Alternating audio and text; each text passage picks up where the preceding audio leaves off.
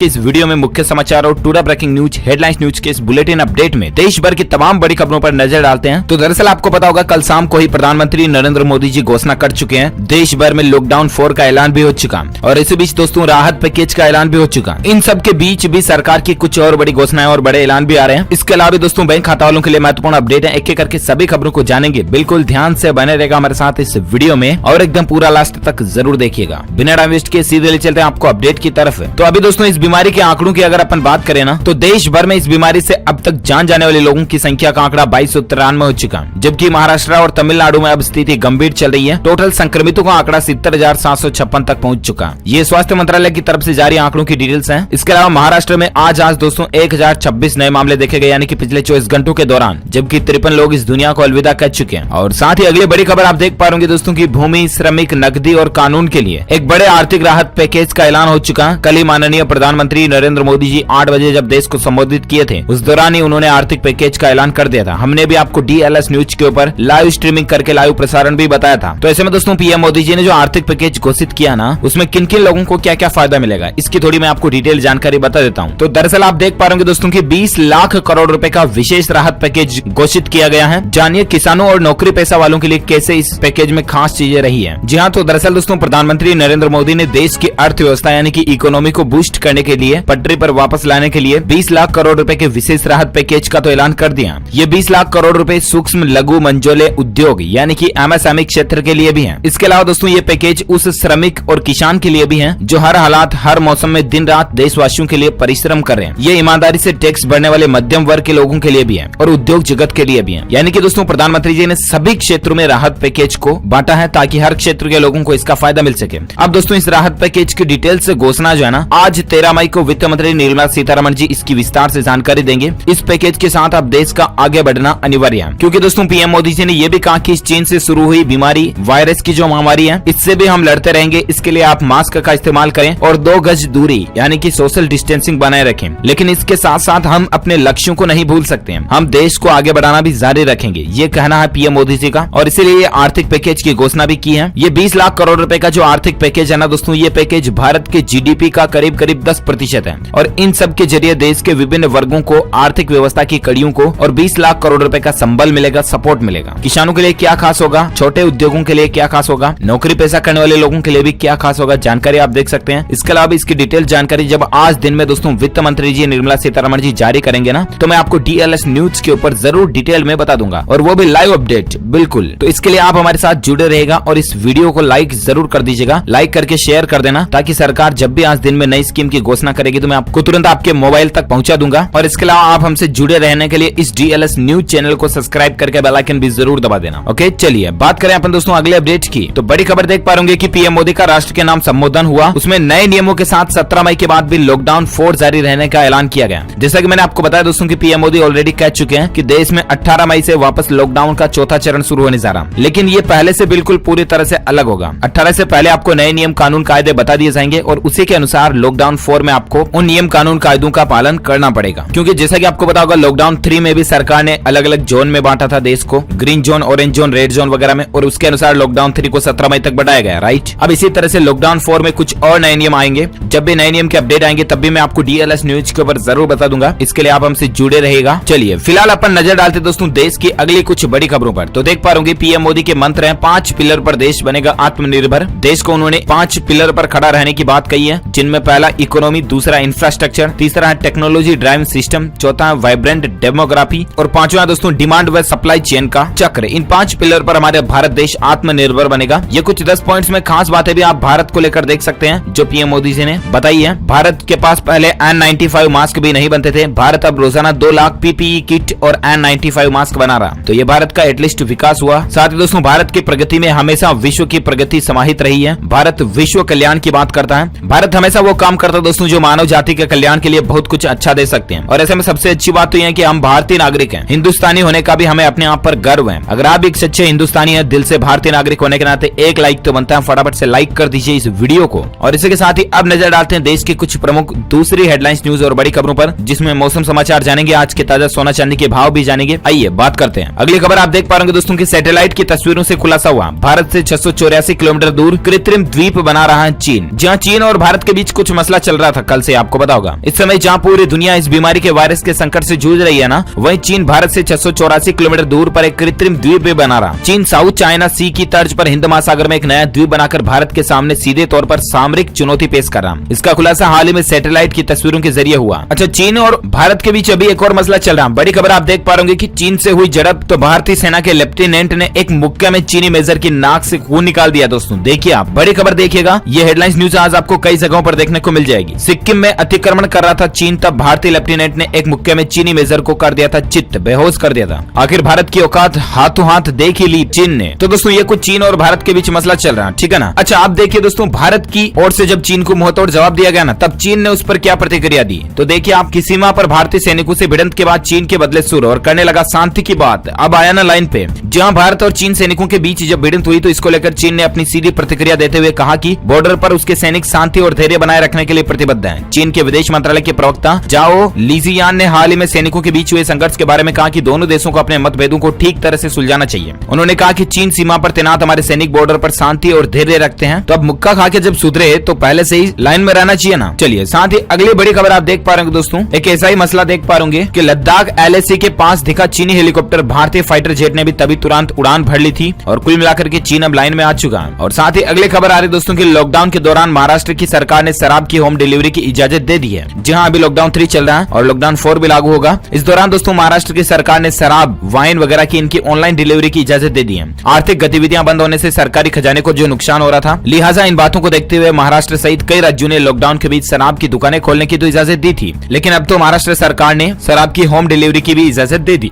चलिए, साथ ही अगला अपडेट आ रहा दोस्तों, राजस्थान में इसके मामले 4126 हो चुके हैं। उदयपुर में सबसे ज्यादा 42 नए पॉजिटिव केस मिले पिछले 24 घंटों में, जबकि जयपुर में 25 संक्रमित मिले। 4 की स्वर्ग सिधारने की खबर है। ये राजस्थान का स्टेटस चल रहा है। वही दोस्तों भारत में भी इसके आंकड़े अनऑफिशियल बढ़ने की खबर जो है वो 73,981 तक पहुंच चुकी है। हालांकि स्वास्थ्य मंत्री ने कहा कि रिकवरी रेट लगातार बेहतर हो रहा है। ये 73,981 दोस्तों ऑफिशियल डेटा नहीं है। स्वास्थ्य मंत्रालय की तरफ से जो ऑफिशियल डेटा है ना, वो अभी भी 70,756 ही है, 70,756। लेकिन अनऑफिशियल मीडिया में जो डेटा चल रहे हैं 73,981 चल रहे हैं और रिकवरी रेट चल रही है दोस्तों 31.7% है। चलिए, साथ ही अगली खबर आप देख पा रहे दुनिया भर में इसके आंकड़ों की अगर बात करें तो 42,72,000 से ज्यादा लोग इससे संक्रमित हो चुके हैं। ब्रिटेन में जान जाने वालों का आंकड़ा 40,000 के भी पार पहुंच चुका है। और इसी बीच अगली खबर आप देख पा रहे कि पाकिस्तान के प्रधानमंत्री इमरान खान को है इन 5 बातों का खौफ और उनकी नींद भी उड़ चुकी है। जी हाँ, इमरान खान ने दोस्तों जब से पाकिस्तान की बागडोर संभाली तब से पाकिस्तान दिन दोगुनी रात चौगुनी रफ्तार से बर्बादी की तरफ बढ़ रहा। इमरान खान बड़े बड़े वादे करके सत्ता में तो आ गए, लेकिन हर मोर्चे पर नाकाम रहे हैं। और ऐसे में अभी जो चीन से शुरू हुई इस वायरस की महामारी का समय चल रहा, इस दौरान भी इमरान खान सरकार के ताबूत में आखिरी कील साबित हो रहा है। इमरान खान डरे हुए नजर आ रहे हैं। 1 2 नहीं बल्कि 5 ऐसे खौफ हैं जिन्होंने इमरान की नींद उड़ा रखी है। इमरान खान की सत्ता खतरे में है। पहला तो दोस्तों इस चीन से शुरू हुई महामारी से पाकिस्तान की तबाही हो रही है, इकोनॉमी बर्बाद हो रही है। भारत पर जो ये छेड़खानियां कर रहा है, भारत का भी इसको मुंहतोड़ जवाब मिल रहा है। इस तरह से पाकिस्तान के हालात अभी बहुत ज्यादा गंभीर चले, लेकिन फिर भी पाकिस्तान घुसपैठियां करता हुआ नहीं रुकता और यही वजह है दोस्तों की पाकिस्तान की हालत ऐसी बनी रहती है। चलिए छोड़ो यार फालतू की बातें, अपन आगे बढ़ते हैं दोस्तों अगले अपडेट की। तो देख पा रहे कि वंदे भारत मिशन के तहत विदेशों से भारतीयों की वापसी का दूसरा फेज 16 मई से शुरू होगा। 7 दिन में 31 देशों से 149 फ्लाइट आएंगी। जहां चीन से शुरू हुई इस महामारी की वजह से दोस्तों विदेश में जो भारतीय लोग फंसे हुए हैं उनकी वतन वापसी के मिशन वंदे भारत का दूसरा फेज 16 मई को शुरू होगा। यह फेज 7 दिन यानी कि 22 मई तक चलेगा और इस दौरान 31 देशों से तकरीबन 150 फ्लाइट आएंगी। सबसे ज्यादा 13 फ्लाइट अमेरिका से आएंगी। न्यूज एजेंसी ANI ने सूत्रों के हवाले से जानकारी दी है। वंदे भारत मिशन का पहला फेज 7 मई को शुरू हुआ था और अब ये सेकंड फेज में किन किन देशों से फ्लाइट्स आएंगी तो इसकी जानकारी और डिटेल भी आप स्क्रीन पर देख सकते हैं। चलिए साथ ही अगली खबर आ रही दोस्तों की सोने की कीमतों में आया फिर से उछाल। क्या आपको इसमें निवेश करना चाहिए या नहीं, एक्सपर्ट क्या कहते हैं, तो आइए आपको बताते हैं। दरअसल सोने की कीमतों में आज एक बार फिर से उछाल देखने को मिला।